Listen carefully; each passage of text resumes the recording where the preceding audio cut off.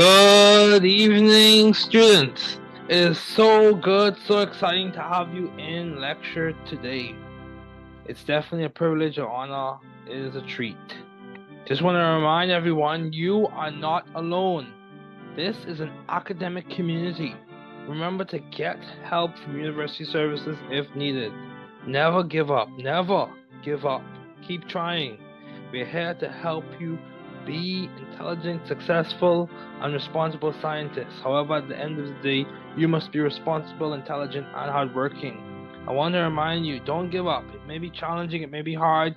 Find strategies, find resources, meet with people, network, do what you can. It's worth it. You are smart enough, you are good enough, you are worth the effort and the fight. Keep it up. So, today we're going to be going through a few advanced topics. I just want to give you a quick preview of some organic chemistry ideas. It's very valuable, very useful, and I think it'll be a good resource for you.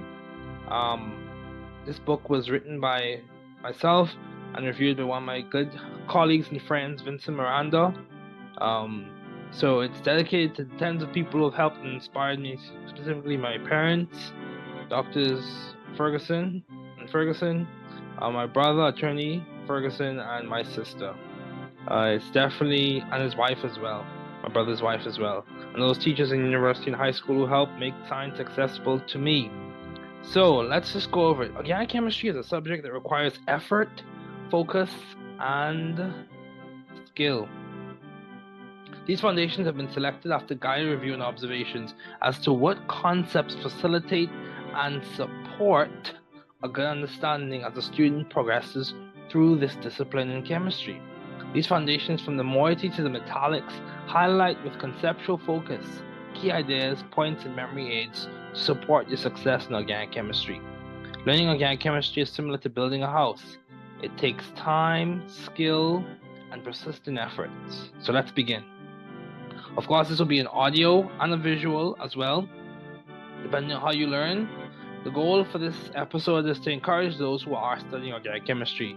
I know from personal experience that organic chemistry can be at points, especially organic chemistry 1, challenging because you're adjusting to a new paradigm per se, and you are adjusting to a new set of content. But the thing you have to remember is with strategy and persistence, you can make it through it and do well and do your best. So, some objectives that we want to remember. We want to learn the key definitions.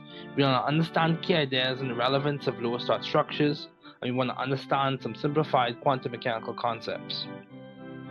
Organic molecules can be defined as multiple atoms associated or bonded together, made primarily from carbon. In short, organic molecules are carbon-based molecules. So we have the structure of cyanocobalamin. This is the structure I did my undergraduate thesis on, also known as vitamin B12. These molecules may or may not have the same molecular formula. In cases where the molecular formula is the same but the structure is not the same, you have structural isomers. Some examples include acetone and dimethyl ether. Note, when the constitution or the connectivity is not the same, you have constitutional isomers. Where the arrangement in 3D space is not the same, you have stereo isomers. In some instances, constitutional is sometimes interchanged with structural isomers. Now, subclasses of stereoisomers. You have optical isomers, which are molecules that rotate light differently, and their mirror images are non-superposable.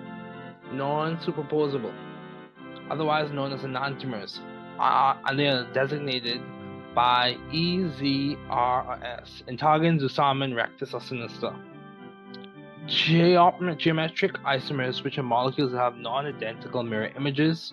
There has to be a cis and trans, and the arrangement around the plane of the double bond is different.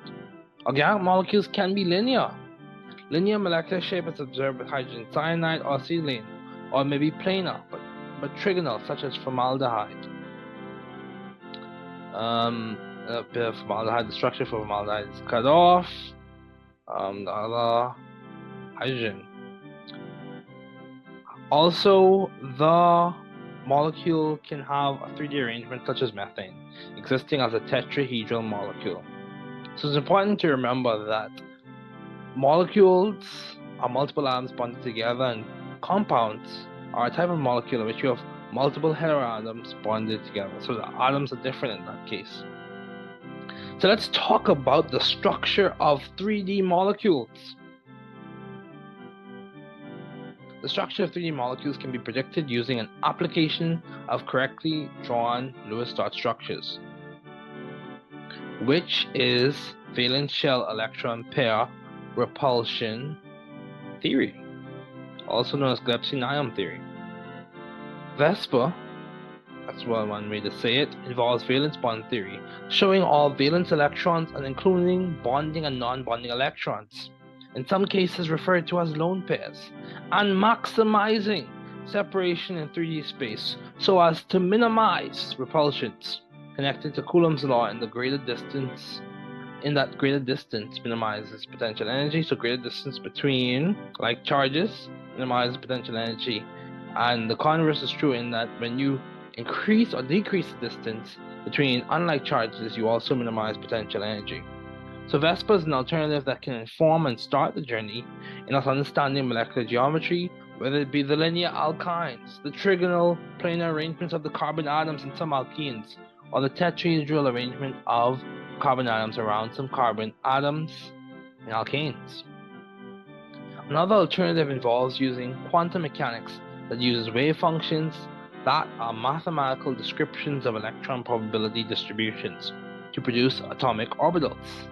There are some limitations in this method as it pertains to accuracy, as with the previous method, VESPA, considering the theoretical simplifications that I use.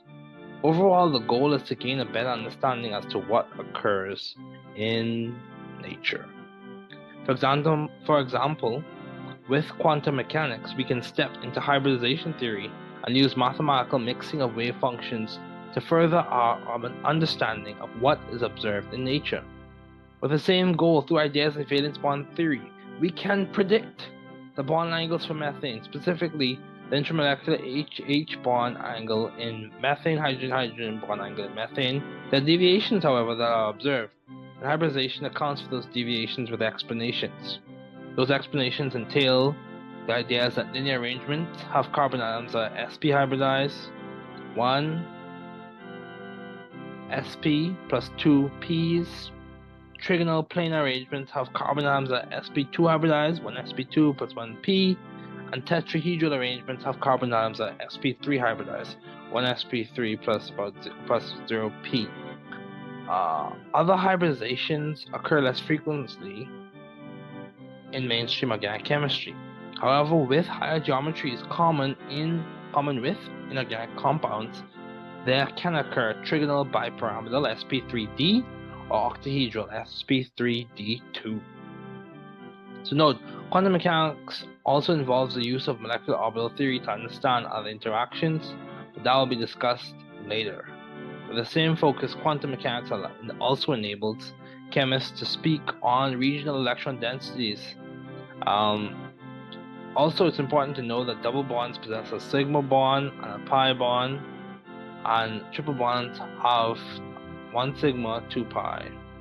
So some questions you want to think about. What is organic chemistry and what is the historical origin of it? What is one class of organic compounds? What are 3 different types of isomers?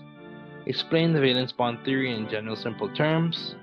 What is one molecular example where valence bond theory does not accurately explain what occurs in molecules? What are the hybridization of carbon atoms in acetonitrile? What are the designations of sigma and pi for the bonds in acetonitrile? So let's keep going. We're going to have a quick break and then we're going to continue talking about functional groups and other ideas.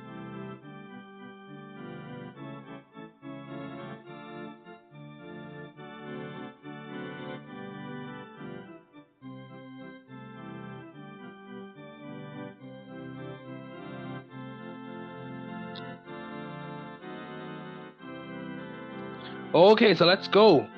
Functional groups and other ideas. So you want to understand what is a functional group, understand the key format for organic nomenclature, and understand the role of intermolecular forces. Functional groups are characteristic parts of molecules that convey specific chemical properties to the molecules that possess them. Functional groups do numerous things, but mainly they enable us to compartmentalize information about molecules, compounds, and reactions. Functional groups do give us insight into chemical interactions, such as intermolecular interactions, as well as give us more information in understanding the properties of molecules. This includes the physical properties, boiling points and melting points, and solubilities. Considering the usefulness of functional groups, they also possess a characteristic molecular fingerprint that is detected in many ways, namely in spectra, so IR spectra, which really gives you a fingerprint as to the functional groups within a molecule, and that'll be discussed later. So case in point, we have an example of phenol right there. So we have types of molecules and their properties. There are several types of molecules in the world. However, in the discipline of organic chemistry,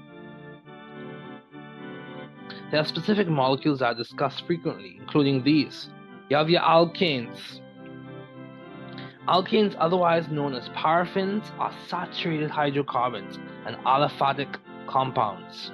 These molecules form a series of homologs with a repeating methylene unit and with the general formula CnH2n plus 2 and ending with the suffix ane. For example, in increasing order from 1 to 5, we have methane CH4, ethane C2H6, propane C3H8, butane C4H9, pentane C5H12. The following prefixes are hex for 6 carbons, hept for 7 carbons, oct for 8 carbons, non for 9 carbons, dec for 10 carbons. These prefixes from meth to dec are applicable throughout the naming of organic compounds, alkanes, alkenes, alkynes, alcohols, etc. And there are lots of ways you can code this information, even when it comes to heterocycles, whether it be ir, et, ep, dash, ep, ir, et, dash, ep. So there are lots of ways you can code the information for different heterocycles. We can discuss that chunking on that mnemonic later. So ir, oxirane, oxetane, oxane, oxolane, oxeptane, all those things. We can discuss that later. So alkenes, otherwise known as olefins, are unsaturated hydrocarbons and they are considered aliphatic compounds. They contain at least one double bond, forming a homologous series with the formula CnH2n. These are alkenes now. These molecules end with the suffix -ene. So alkynes, otherwise known as acetylenes, are unsaturated compounds having a triple bond.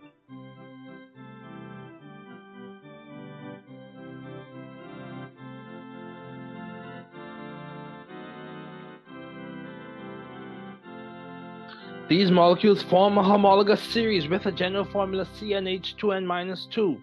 These molecules end with the suffix -ine. There are several other molecules that form a homologous series within their groups, including carboxylic acids and aldehydes. You also have alcohols. Alcohols whose main functional group for identification is the hydroxyl group. It is notably priority in nomenclature practice. Exceptions include carboxylic acids according to the IUPAC. Alcohols contain one or more hydroxyls forming a homologous series, CnH2n plus 1 OH. Alcohols are aliphatic and typically end with the suffix -ol. So let's talk about intermolecular forces and other properties. With functional groups comes certain properties such as specific boiling points and melting points, as well as critical temperatures. The temperature around which a vapor is does not easily undergo a phase change to a liquid, and many other physical properties. However, beneath the surface of physical properties are the chemical features or interactions known as intermolecular forces, which influence and enable comparative predictions and physical properties. Namely, there are key forces to remember. You have your dipole-dipole forces.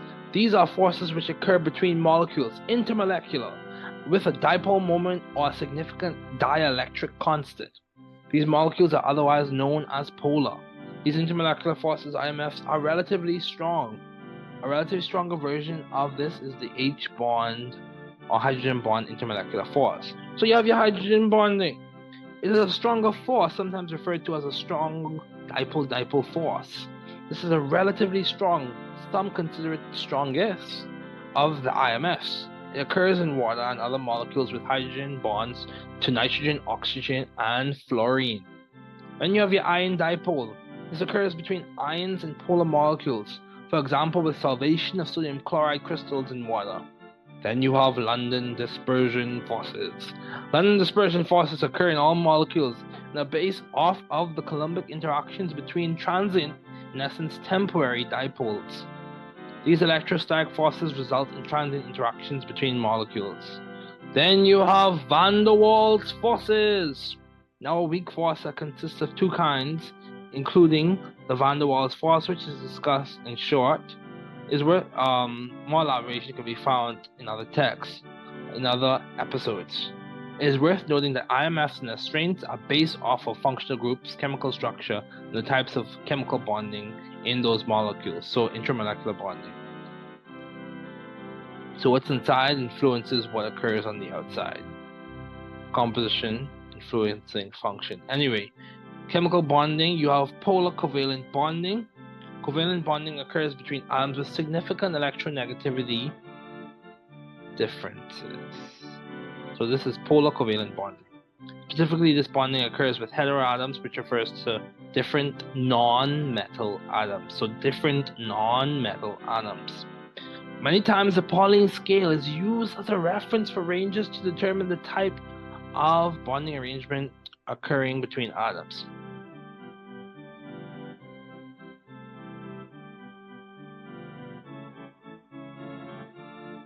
If bonding, though considered a theoretical construct, is viewed on a spectrum, polar covalent bonding would exist around the middle. Then we have covalent bonding. This is so non-polar covalent bonding. This is almost at the another end of the bonding spectrum, where there is less significant difference in electronegativity. So then you have ionic bonding. This is at the other end of the bonding spectrum. This occurs between metals and non-metals. For example, in sodium chloride, there's a large difference in electronegativity.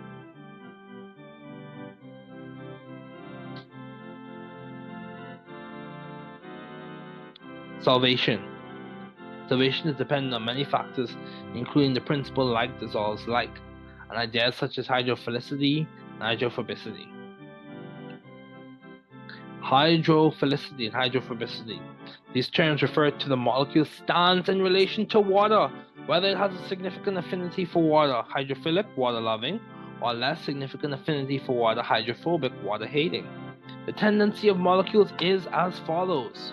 Polar and ionic compounds tend to be hydrophilic compared to covalent and nonpolar compounds, which tend to be hydrophobic.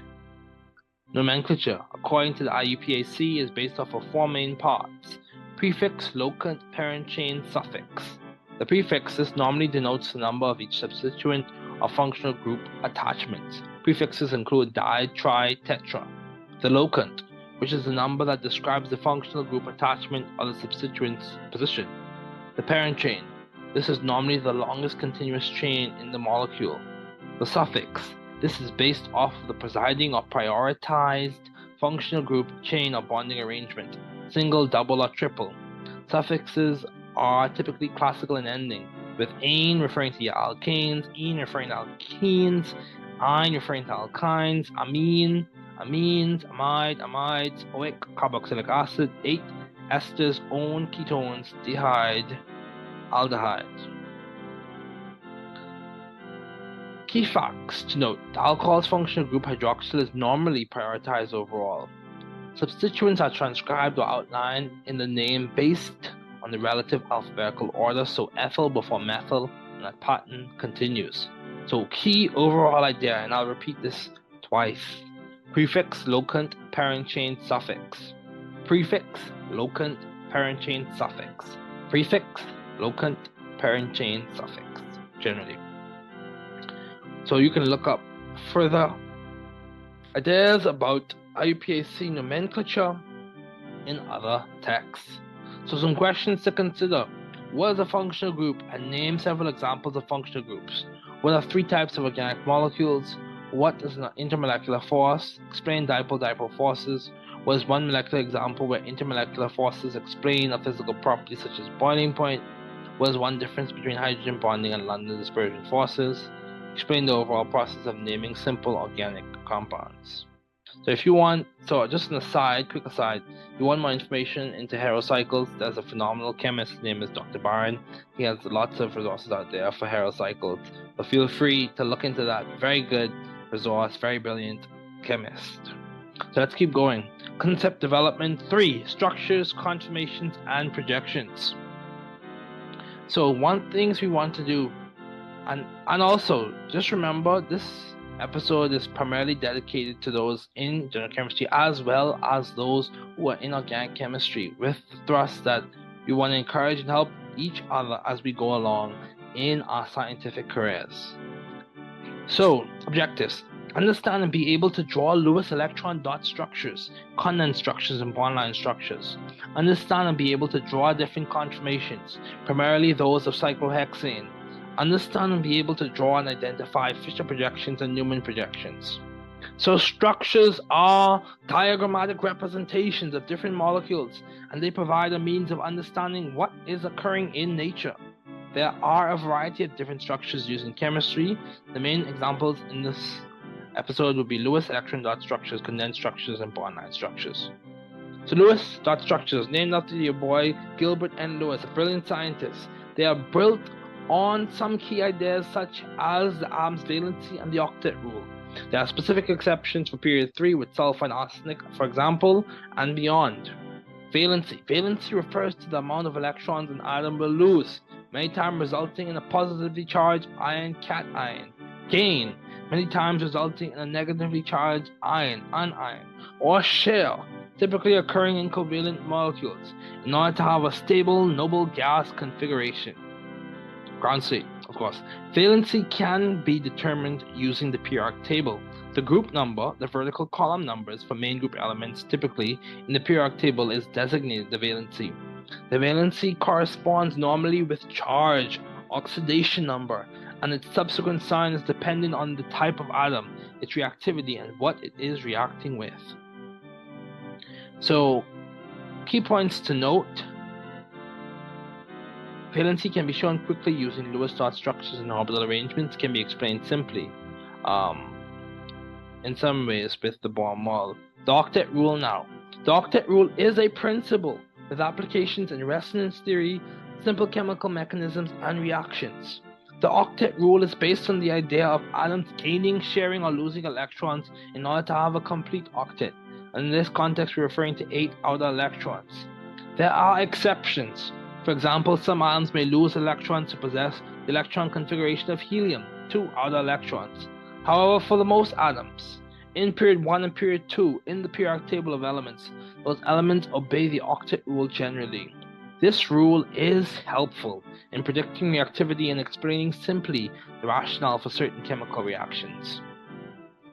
So from period 3 onward, there are exceptions. So let's think about the rules for writing Lewis electron dot structures. So NP-SEM, note the total amount of valence electrons. Place single bonds between each atom. Subtract 2 electrons for every single bond added. Eliminate or note the remainder amount of electrons. And minimize formal charge as best as possible. So for atoms and ions, consider the group number primarily an electron configuration. For molecules, start by determining the total electron count among the atoms in the molecules. Draw single bonds between each atom. Subtract 2 electrons for each single bond. Add extra bonds when necessary. For example, carbon-oxygen bonds in aldehydes and ketones. Bonding arrangement is typically in the form of a double bond. Ladies and gentlemen, you must know and observe the trends. After all the necessary extra bonds have been denoted, subtract the correct amount of electrons for the extra bonds added. Typically, with the remaining electrons, denote them as lone pairs around the relevant atoms.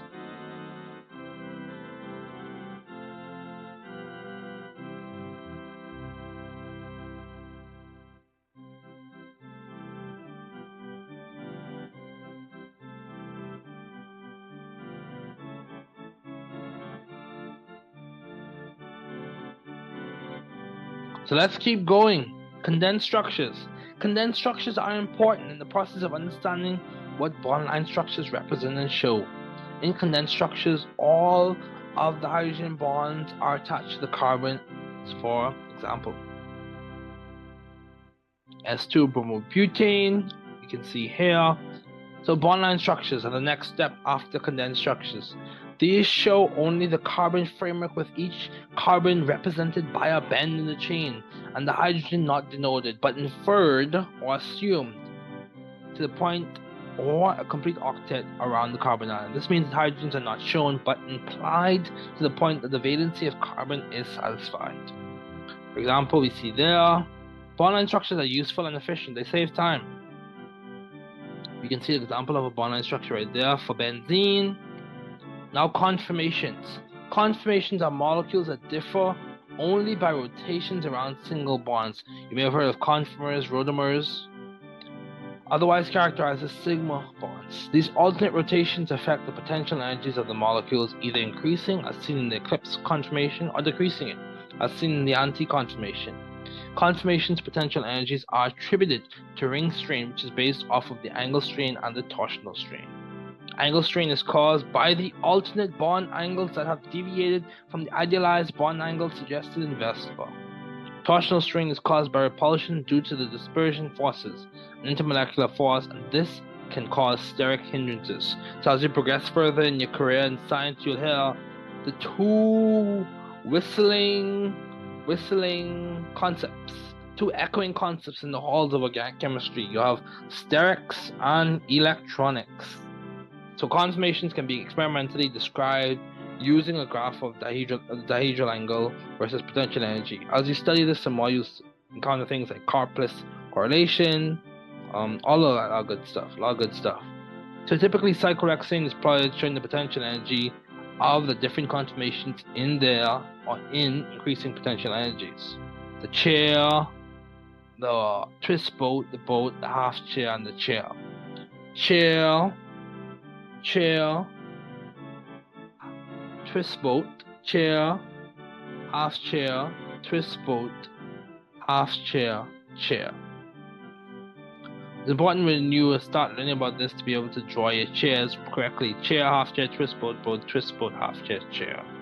So CHT, BTHC. CHT, BTHC. Chair, half chair, twist boat, twist boat, half chair, chair. Projections. In chemistry, there are many types of projections. However, two that are frequently encountered are the Newman projection and the Fisher projection. So Newman projections are structures from a specific perspective. We look down a specific single bond between atoms and draw the other attachments in respect to those two atoms. For example, butane is drawn.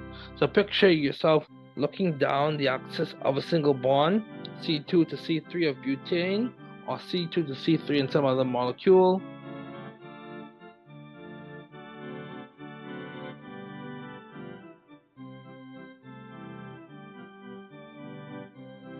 In order to draw the Newman projection. Here we see an example of a Newman projection. Then you have your Fisher projections. These are typically seen with your carbohydrates and your hexoses and all those other good stuff. They involve another representation from a different perspective.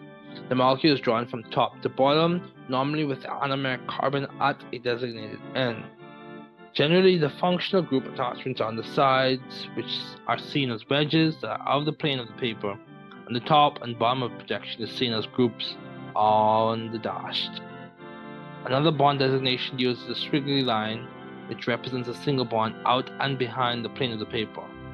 So the projection is typically used with carbohydrates, especially simple carbohydrates.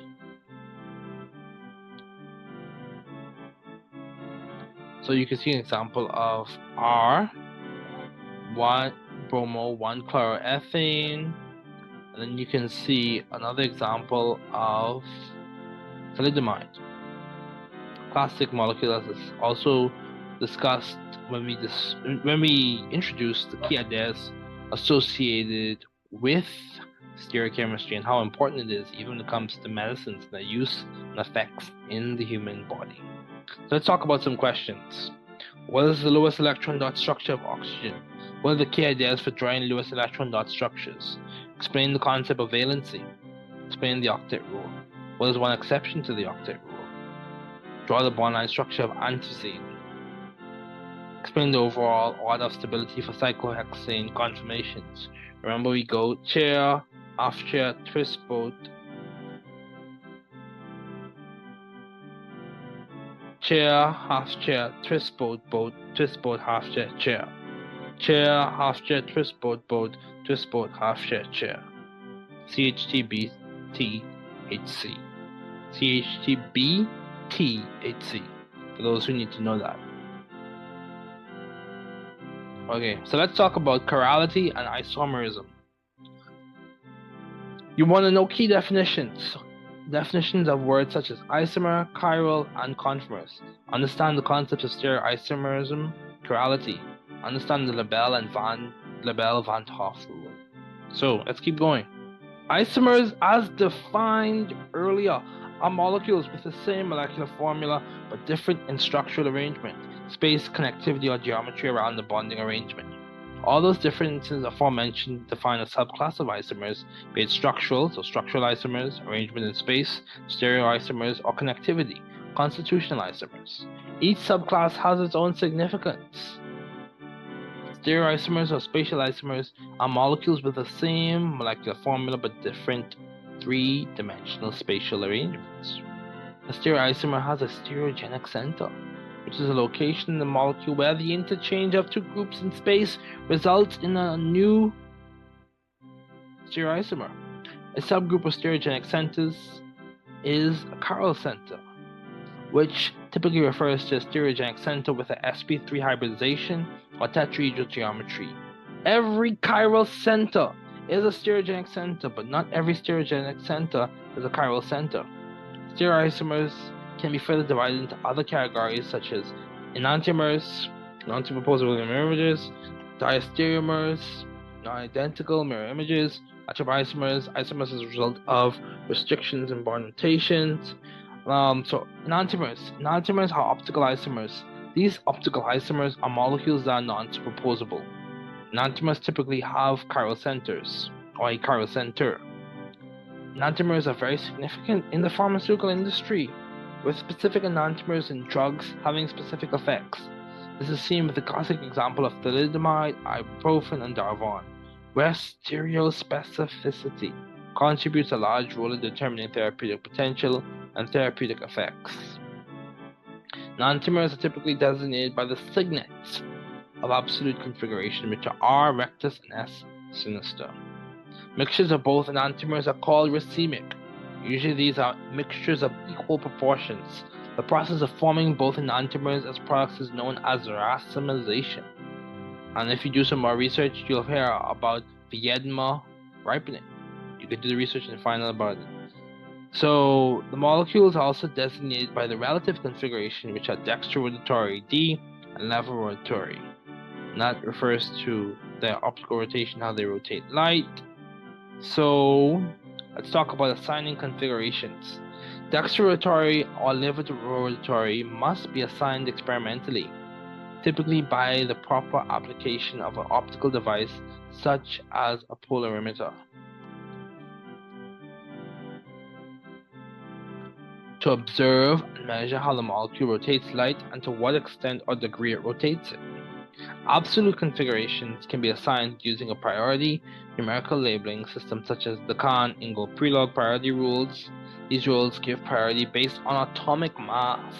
Larger atoms have the highest priority, and the smallest or least weighing atoms have the least priority, typically hydrogen in most molecules. So if you have hydrogen, typically it's going to be on the dash. Okay, in the back of the plain of paper. And then your largest priority, thing that has the highest priority, is going to be coming out at you. Okay, so there you have S1 bromo 1 chloropropane. So let's talk about diastereomers. This is a subclass of optical isomers. A subclass of optical isomers, known as geometric isomers. Diastereomers are isomers with the same molecular formula but different arrangements in space.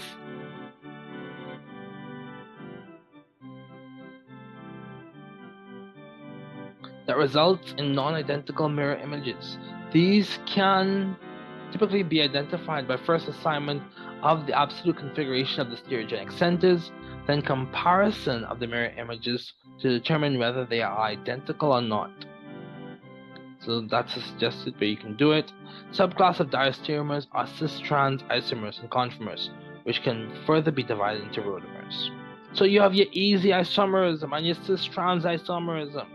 As dexteratory and levorotatory is relative assignment for stereochemistry, so is cis and trans. Cis and trans isomerism allows for the denoting of the spatial arrangements based on like groups, for example, trans 1,2-dichloroethene or cis 1,2-dichloroethene. This relative system, cis or trans, can become obscure very quickly. So to provide a more meticulous system, the Kahn-Ingold pre-log priority rules are used to label the substituents on the double bond using antagon, E or opposite, and zusammen or same side. So antagon, E opposite, zusammen, same side. This system aforementioned provides more clarity with stereochemistry. As stated earlier, the Kahn-Ingold pre-log priority rules give the highest priority to the largest substituent or the substituent with the greatest atomic mass, and the following substituents are labeled with the numbers 2, 3, 4 based on atomic masses. So you number your substituents. Basically, you assign your priorities, you number your substituents. It's good to do this with your modeling kits, your modeling sets, and if you can't afford it, you can use gumdrops and toothpicks. And just make sure you use different colors for different types of atoms. But assign your priority, arrange it, visualize it in 3D space. You may have to build a model. And from there, you see 1, 2, 3, 4, rectus, 1, 2, 3, 4, sinister. If it goes clockwise, if the substituents are ordered such that they go in a clockwise way, rectus. If they go or they're arranged such that they follow a anticlockwise path or trajectory, we call it sinister. So conformers and rotamers. A conformer is an arrangement or conformation of a molecule based on a rotation of single bonds that resulted in a potential energy minimum. A classic example of a conformer is with cyclohexane, which you have different conformers represented in the graph below. A rotamer is just a conformation of a molecule that results from another rotation of a molecule's single bonds.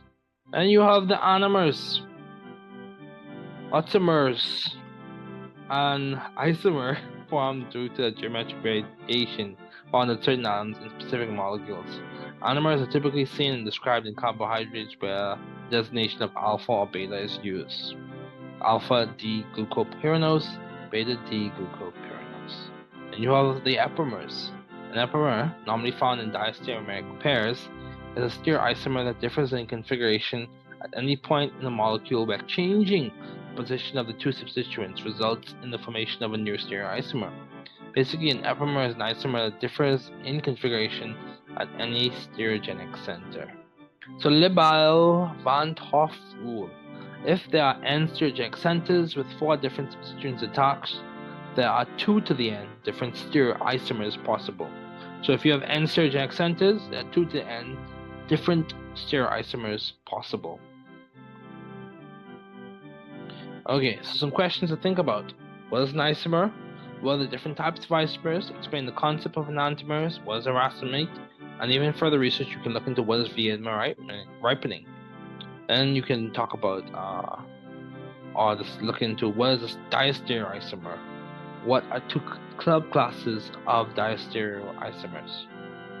And then we can talk about explaining the Kahn-Ingold pre-log priority rules for designating absolute configuration. So let's keep going. Nucleophilicity and electrophilicity. In it for the long run. Learn the definition of nucleophilicity and electrophilicity. Understand the trends with nucleophilicity and basicity, or electrophilicity and acidity. So we want to understand those things. Those are our objectives for this reading. Nucleophilicity is a kinetic concept that describes the affinity of an atom or molecule for the nucleus of another atom, which is positively charged with the intended meaning of nucleus loving. So nucleophilicity, nucleus loving. This term is very important for understanding reactions and their mechanisms. Nucleophilicity refers to how willing, to what degree, or at what rate is an atom or molecule donating its electron density to another atom or molecule. The degree of nucleophilicity is defined by the rate of the reaction, specifically the rate of electron density donation. Generally, nucleophilicity, when comparing a similar atom in multiple molecules, follows Lewis basicity for some contexts. Also, when a nucleophilic atom is different, there may be no relationship between nucleophilicity and basicity. So that's something to note. If the nucleophilic atom is different, there may be no relationship that you observe. Since dipole moments for each atom or molecule may be different, thus affecting polarizability, which is a large determining factor in nucleophilicity. So polarizability of the electron cloud is a large determining factor in nucleophilicity. So it's very important to understand it. It's grounded in Coulombic. It's grounded in Coulombic forces. It can result in the formation or breaking of bonds, as seen in the infamous nucleophilic attack and nucleophilic substitution. So let's talk about electrophilicity. Electrophilicity is a kinetic concept. It involves a reaction in which there is an acceptance of an electron pair. An electrophile is defined as an electron pair acceptor or an atom or molecular part that is electron-loving, electrophile. This term provides insight into mechanisms or reactions such as electrophilic aromatic substitution, electrophilic substitution, and electrophilic addition. Electrophilicity it basically involves the measured degree or extent, kinetically speaking, of how much an atom or molecule is willing to accept electron density from another atom or molecule.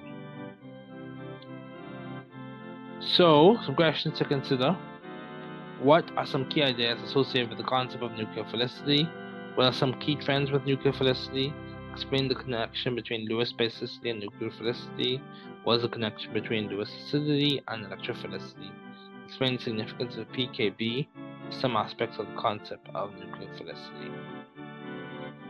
So let's talk about spectroscopy and some instrumentations. Spectroscopy involves the study of the interactions of electromagnetic radiation and matter. Spectroscopy has a key role in organic chemistry. It contributes to informing many processes, including retrosynthetic analyses, structure elucidation, and total synthesis. Spectroscopy and spectrometry are different. Spectroscopy refers to the study of the interaction of electromagnetic radiation and matter, while spectrometry refers to the measurements of the interaction of electromagnetic radiation and matter. So measurements versus just the study. You have UV spec. As an example of a diagram, you have your light source going to your scanning monochromator, UV motor that's spinning, it goes to the sample cuvette, and you go to your detector, you amplify it, and then it's displayed. For your sample cuvette, you also have a reference cuvette as well. So UV-vis spectroscopy is an analytical technique that involves the use of ultraviolet or visible light in order to analyze a sample in a cuvette. This technique can be used to quantify, detect, test, support structure elucidation, and aids in determining molecular geometry and to study the kinetics of reactions. So when you think of UV-vis spec, also think about Woodward-Hoffman rules.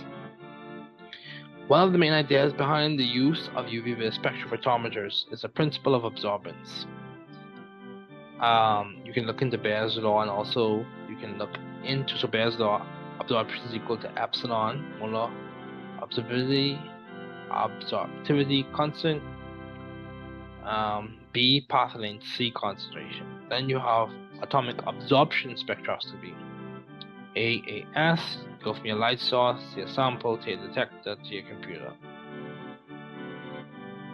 It has many uses involving clinical, geological, biological, metallurgical, atmospheric, and also in the pharmaceutical industry. Then you have your IR spec. You go from your Nernst glow, this is just a version of it, to the Michelson interferometer, to your sample, to your detector, to your computer. So IR can be used to detect the functional group moieties that exist in the sample, the relative location or proximity of the information. Relative location or proximity of functional groups, that information can be obtained. It's based on the assumption that atoms behave as simple harmonic oscillators, that each vibration is occurring within the molecule. You have your NMR spec, in which you go from your RF radiation generator to your NMR tube, to your RF receiver, to your computer. NMR spec provides information on the chemical environment the nuclei of atoms are situated in. This type of spec is normally used in structure elucidation and in some cases structure determination. This analytical technique involves several concepts, some such as shim and all this other good stuff. So gas chromatography, mass spectrometry, you have your GCMS, you go from your sample holder to your capillary column, to electron ionization, to your ion trap, to the computer. It's an analytical technique that involves both analytical techniques of gas chromatography and mass spectrometry. This is a method in which components of a mixture are separated using chromatography and analyzed and characterized using mass spectrometry. Gas chromatography is a separation technique in which chemical substances are volatilized and separated by their relative boiling point, which is dependent on the chemical properties of the molecules. Mass spectrometry is an analytical technique that involves the ionization of chemical species into different ions of different atomic masses and the sorting of ions into a unique spectrum based on their mass to charge ratio. So some key features are, what are some key features of a UV-vis spectrometer? What are some key features with the infrared spectrometer? What is the Jacquinot advantage? So throughput advantage. Explain Felget's advantage, multiplex advantage. Explain the differences between polar and non-polar compounds in the GCMS instrument. So we can talk about inorganic and organic metallics. This is the first part. Diatomic halogens have chemical significance as seen in several areas of organic chemistry. Whether in the presence of light, organic solvent, or peroxides, they can result in the formation of halogenated variable groups, which can vary from alkyl halides to acyl chlorides. Diatomic halogens, when substituted in the organic molecule, can result in new properties, both chemical and physical, stereochemistry, intermolecular forces, as well as conformations. Also, the chemical reaction environment also affects regioselectivity in the reaction. Also, diatomic halogens can be used to test for the presence of olefins, namely bromine methanalkene, and the result is a colorless solution. Diatomic halogens have versatile use in organic chemistry. So, several inorganic reagents are used as reducing agents or oxidizing agents to convert carbonyl containing compounds in primary and secondary substituted hydrocarbons to primary and secondary alcohols, and in another direction it can convert alcohol to carboxylic acid. You have your sodium borohydride, used to do a stepwise reduction from aldehydes to ketones to alcohols. You have LiALH for lithium monohydride, very dangerous, flammable, and powerful reducing agent that reduces carboxylic acids and other carbonyl containing compounds to alcohol. So you have PCC, pyridium chlorochromate, which is used to oxidize. It functions to oxidize primary alcohols to aldehydes and secondary alcohols to ketones. Pyridium chlorochromate is made by reacting chromium trioxide with hydrochloric acid to form chlorochromic acid, which is reacted with pyridine to form PCC. And you have the Jones reagent. It is an inorganic reagent that is used to oxidize. It functions typically as chromic acid and involves oxidizing primary alcohols to carboxylic acids and secondary alcohols to ketones. The Jones reagent is a good oxidizing reagent. Then you have KMNO4, potassium permanganate. There's another inorganic reagent that results in the oxidation of primary alcohols to carboxylic acids and secondary alcohols to ketones. Always remember or consider the temperature at which that oxidation is occurring. Very important. Then you have PCl5, a molecule with many uses, namely the interconversion of carboxylic acids and acid anhydrides to acyl chlorides. Then you have sodium cyanoborohydride. It is used in reductive amination, resulting in the formation of amines from the reduction of the cyanide portion of the reagent. There are some rearrangements that occur when this is taking place. This is another example of nucleophilic attack occurring. Meanwhile, sodium borohydride is serving as the infamous reducing agent. So some organic metallics, you have your Grignards. Grignard reagents are some of the first encountered organic metallics for an undergraduate organic chemistry student. These molecules are composed of an organic variable group, a magnesium atom, and a halide. These are normally used to attach organic variable groups to a carbonyl, meanwhile reducing the oxygen to a hydroxyl, thus making an alcohol. Grignard reagents are very useful, however, because these are reactive even with water. All material used in the reaction to avoid water contamination must be lab oven dried. Then you also have Gilman reagents. Gilman reagents are organocuprates attacking as a nucleophile to rings with an unsaturated region, alkenyl, or to an alkyl halide to form an alkyl substituted molecule. Then you have your regular nucleophiles, such as metallic alkoxylates, such as sodium ethoxide, magnesium ethoxide, which are used as nucleophiles to attack a variable group, whether in an SN2 or E2 manner, as well as in displacement reactions. So, here are some questions. What are some examples of substitutions using diatomic halogens? What is an example of an oxidized alcohol? Explain the use of sodium borohydride in reduction reactions. Where does the organoborane occur in the reaction schema, and why is this chemically significant? Can nucleophilic attack serve as a means of oxidation or reduction? So let's talk about some regiochemistry principles. Understand the fundamentals of regiochemistry. Understand Markovnikov's rule and anti-Markovnikov's rule. So Markovnikov's rule, he who has more gets more. Anti-Markovnikov, he who has more gets less.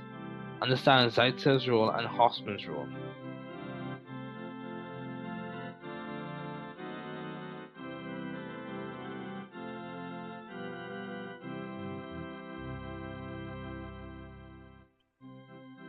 So let's keep going. This will be the last section that we go through today. More to come later on. So regiochemical principles regiochemistry comes from the Latin word regionum, meaning direction. Regiochemistry provides and describes the principles involved in the directionality or position and placement of reactants to form the product. Regiochemistry is very important. As you progress, you'll hear about things being regiodivergent or regioselective. Reagents used can cause a specific regiochemical result or result in the opposite of what would normally occur. So you have Markovnikov's rule. Put simply, he who has more gets more. Markovnikov's rule is in the addition of a halide to an unsymmetrical alkene, the hydrogen goes to the carbon with the greatest number of hydrogens, and the halide goes to the other carbon.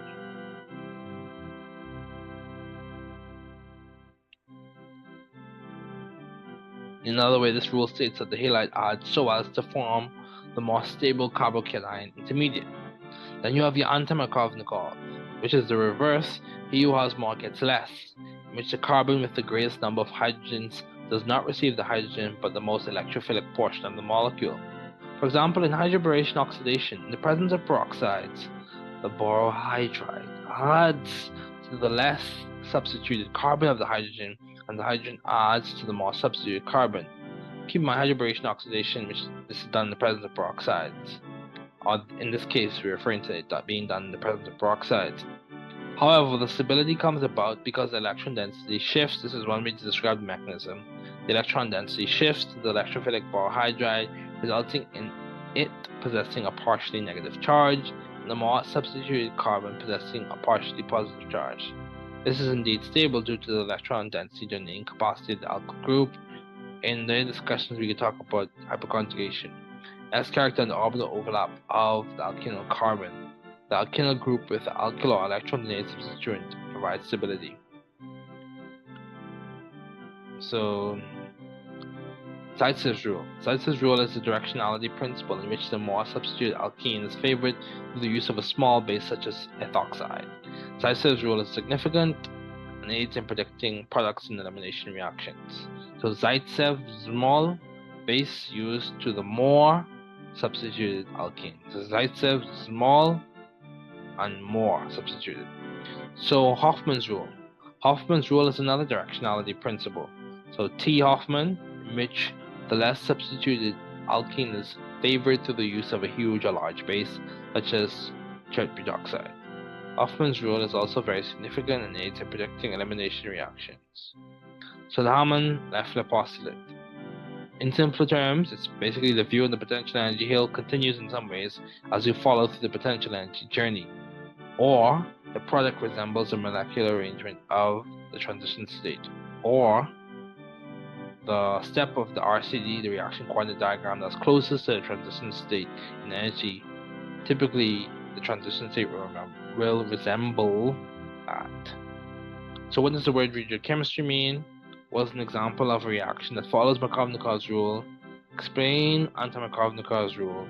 What is Zaitsev's rule significant? Why is it significant in elimination reactions? Explain the significance of the Hammond-Leffler postulate. Why are regiochemistry rules helpful in studying mechanisms? So types of reactions, let's just go through these. You have your addition, substitution, elimination, reduction, oxidation, and rearrangement. Addition, put simply, is like a traditionally synergistic relationship. The two parts become one. Two different molecules are added together. Addition can be driven by nucleophiles, nucleophilic addition, or electrophiles. This type of reaction normally occurs in regions of high electron density and bond order, which is seen in compounds with multiple bonds. You have your substitution. Substitution is by definition a type of chemical group replacement. This can be driven by nucleophiles or electrophiles, as well as it can involve alkyl halides or aromatic compounds, SN1s, SN2s, typically some of the first reactions encountered by an undergrad in OChem. Then you have eliminations. Eliminations involve the loss of a group of atoms from a molecule. This can result in the formation of an alkene or alkyne product. Elimination tends to result in a net increase of electron density for a particular molecule, which, if considered, makes sense, since the overall process of loss and gain of electron density is usually presented mechanistically. Then you also have reduction and oxidation. Classically paired process in which one atom or molecule gains electron density while another loses electron density, which is reduction and oxidation, respectively. So oil rig, oxidation, loss of electrons, addition of oxygen, removal of hydrogen, increase in oxidation state or number. And then GLAD, gaining of electrons. Reduction is GLAD, oxidation is Larry. Reduction, GLAD, gain of electrons, loss of oxygen, addition of hydrogen, decrease in oxidation state or number. So you have reduction occurs in organic reactions such as hydrogenation using uranium nickel or lithium hydride. Then you also have your rearrangements, which typically occur through your 1,2 methyl shifts or 1,3 methyl shifts or 1,2 hydride shifts or 1,3 hydride shifts. The thermodynamic basis and rationale for these rearrangements occurring is that they lead to a more stable carbocation as a transition state or reaction intermediate. Many times the rearrangement results in positive charge being situated on higher substitute carbons. This is presented as secondary or tertiary carbons. There are other categories for mechanistic classification. Polar under basic conditions. Example is a nucleophilic substitution under basic conditions. Polar under acidic conditions. An example is acid catalyzed hydration.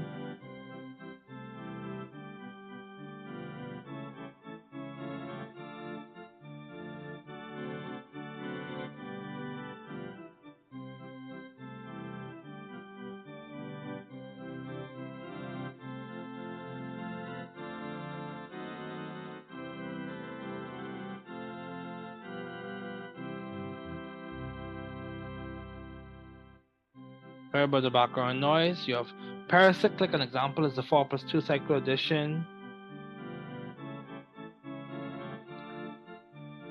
Deals all the reaction. The 4+2 reaction refers to the number of electrons, specifically pi electrons. And you can look into Huckel's rule, each atom. So cyclic planar, each atom sp2, and it must follow Huckel's rule, 4n+2 pi electrons. So if your free radical reactions, example is the free radical polymerization, metal-mediated reactions. An example is the sodium metal-mediated Birch reduction.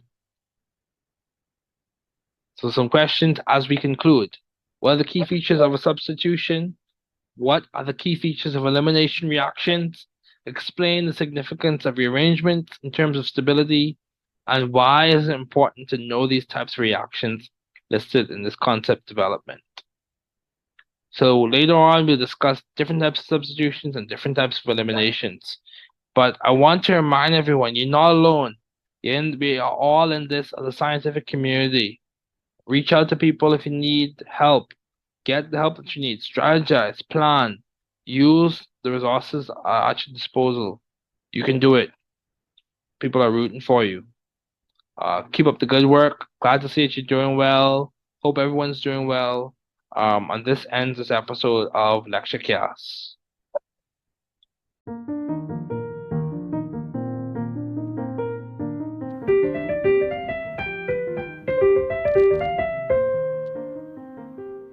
Thanks for listening. We're glad you were able to tune into this podcast. Once again, this is the New Chemist, where we discuss chemistry, which simply put is the science of change, as well as the other sciences, careers, community, research, and COVID-19. Thanks again for listening. Note, the views on this podcast represent those of my guests and I.